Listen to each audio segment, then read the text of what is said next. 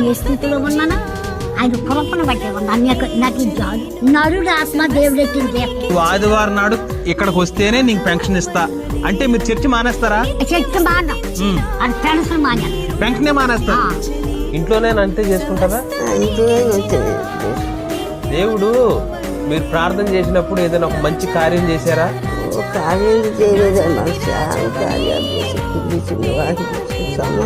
ఉదయాన్నే ప్రార్థన చేస్తారా? సాయంత్రం కూడా నేను చేసుకోండి.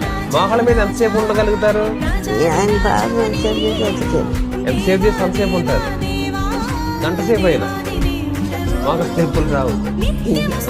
నేను ఒకటి అడుగుతాను, నిజమే చెప్పు. సబాష్. అయితే ఏంటంటే ఈ రోజుకి నువ్వు ఇలా ఉన్నావంటే దానికి కారణం ఎవరు? సబాష్.